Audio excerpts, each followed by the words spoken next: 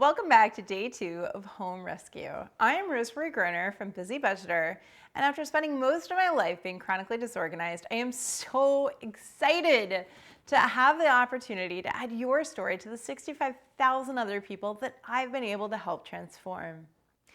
Today, we're going to tackle how to meal plan for your hectic life. And I know what you're thinking. Ugh, I've tried this before, it never works. Well, I think this time it will. Because our system for meal planning was created exactly for people like you. In fact, this may be the only meal plan that will ever work for you. It's field tested and hot mess approved. I dare you to prove me wrong. You can respond back to any of my emails to let me know how you did. So let's get started with day 2 of the Home Rescue Challenge. Now I've put written instructions in your day 2 email as well if you need them and you want to follow along. We're going to create a meal plan for the week right now. Start by looking at your schedule this week. What do you have going on? Date night, working late, sports practice, doctor's appointments? How much time do you have to make dinner each night? How late will you be home? Do you have any really difficult days this week when you're likely going to be too tired to cook at night? Let's err on the side of caution and plan for simpler when you're busy. We're going to make a plan of what to eat each night and then make a shopping list and estimate the cost of all of the groceries. We're going to keep this stupid simple. The only meal plan that will work for you is one that takes into account your hectic schedule. So let's talk about 4 things that will likely work for you. The first is to get a bunch of sides that can easily be interchanged that everyone likes. I'll give you a few examples of favorites in our house, and we buy each of these every week.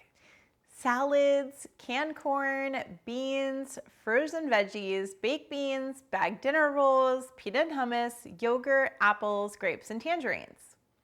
Then you can put breakfast on autopilot.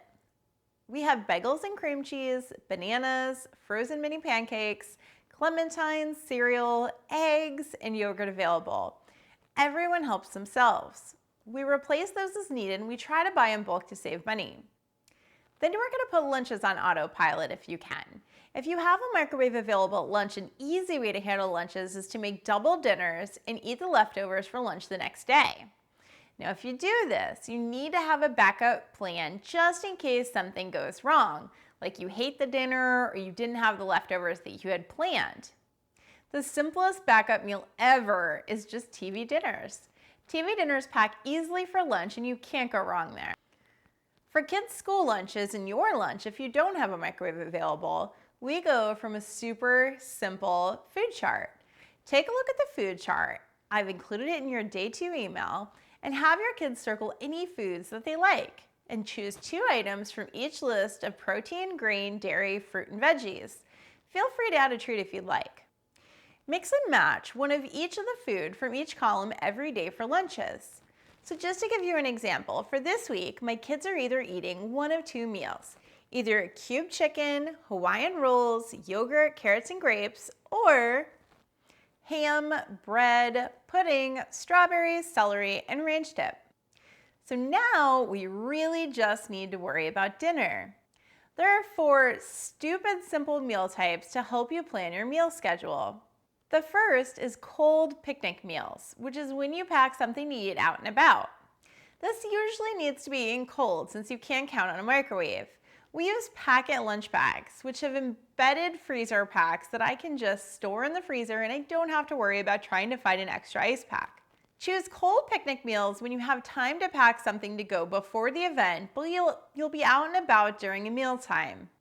We use these for sports practice right after school and back-to-back events or appointments.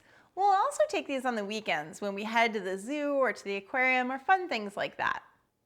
We have a lot of favorite examples of cold picnic meals, but just to start you thinking, think sandwiches like ham, turkey, roast beef, peanut butter and fluff, peanut butter and jelly if you want to go really easy on Crustables, bagel and cream cheese, Lunchables, potato salad, macaroni salad, apples, grapes, chips, baby carrots, peanut butter and crackers, celery and peanut butter, and the list goes on and on. The second type of stupid simple meals are 15-minute meals. These were the foundation of helping us break our fast food habit.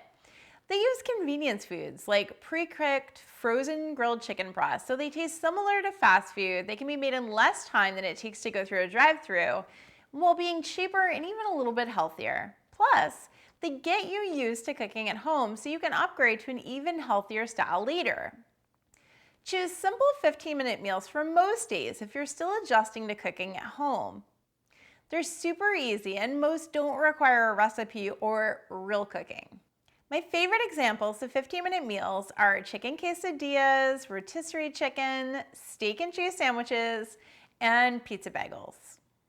We have a ton of 15-minute meals on our website. I've included the links to find them all in your day 2 email. The third type of stupid simple dinner is easy crock-pot meals. Now, crock-pot meals are perfect for days when you don't have any time to cook at night, but you can spare a few minutes in the morning. Timing matters on these though. You want to be out of the house for no more than 12 hours. And even then, you're going to need a slow cooker that auto transfers to warm after it's done and stays on warm for at least 4 hours. I have a good cheap one that will do this on my recommendations page on the website. I added a link to your day 2 email where you can find that. Now, you don't want to choose slow cooker recipes that take less than 8 hours to cook because they'll likely be completely burned by the time you get home. Choose crock-pot meals on days you work but will be out of the house for less than 12 hours and want to eat as soon as you get home.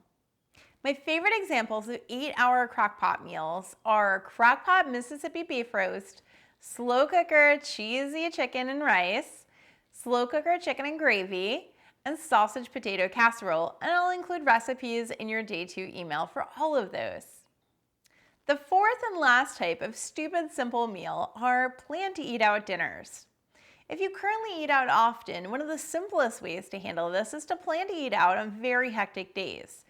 You can spend considerably less if you plan ahead than you'll have if you just go out. For example, if John and I eat out together, we'll often share a burrito bowl at Chipotle with extra chicken, and we've gotten sandwiches from Subway and brought our own chips and drink. If we want to eat out with the kids, we aim to go on a Monday or a Tuesday, when it's really easy to find places with kids eat free deals. Now, planning to eat out isn't admitting defeat. It's letting you control your costs so you don't spend money on groceries to let them rot in your fridge. Because you know if you're going to go out to eat anyway, it's better to plan it ahead. You can use coupons, split a meal, or just budget for the full price of the meal when you know ahead of time that you're going to be eating out. Plan to eat out on days that you suspect you're going to anyway because of a really hectic schedule or if you're going from event to event with no time to prep ahead of time. Now, there's just one more thing you need to do before you go shopping. You need to choose a pantry meal. A pantry meal is meant for when everything goes wrong, as it sometimes will. It's your last defense before you spend $40 on pizza delivery.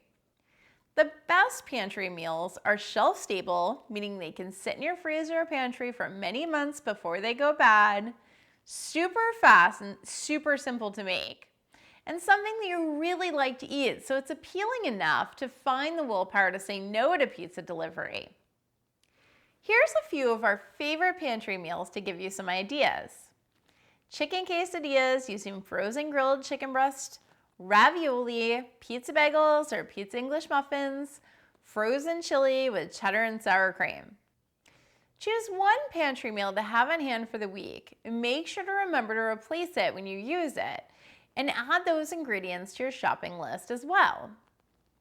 You can use our simplified meal planning sheets to plan your menu and then create a grocery list to go with it, but I want all of your planned meals to go right into your planner as well. Now, I'd like you to estimate the cost of your groceries. While prices differ greatly across the US and even more so across the world, a good rule of thumb is to average $3 per item and $8 per meat. That will usually make your bill under what your goal is if you stick to your list. Now, if you have different results, could you email me so that I can adjust this as we get even more data? If your budget is too high, go through and substitute meals out with something cheaper and adjust your list.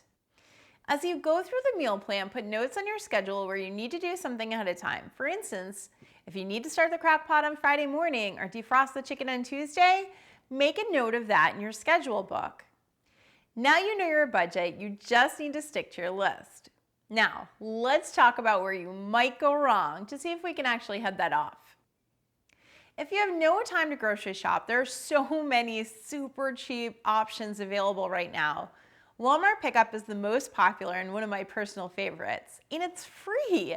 As long as you order more than $30 worth of stuff, Walmart will shop with you with just a few hours of notice and you can pick it up directly. They'll even load it in your car, and it's a great option if you don't want to have to take kids out of seatbelts to go shopping. If you have extra money but not a lot of time, you're extremely short on time, services like Shipt and Instacart will shop and deliver straight to your door for a small fee, usually much less than $20, from Whole Foods, Target, and local grocery stores like Publix. Now, if your biggest problem is not having enough money for food, and we're talking about a serious condition like not having the ability to feed your family, you can call 211, which is a national service in the US, to get connected with local food pantries and assistance to help. Now, if we're talking about being short on money, but you're able to make it, then I want you to stick to the cheapest possible items that we can find for right now. These are usually things like beans, rice, spaghetti, oatmeal, and bananas. They're likely going to be the lowest cost. Ask your local grocery store when they usually mark meat for clearance. If you're too embarrassed to ask in person, then just give them a call instead. That can usually save you 50% off on meat, which is the easiest way to save. The last thing that can screw you up when you implement this is not sticking to the plan, like eating out unplanned anyway, going to a friend's for dinner instead, etc.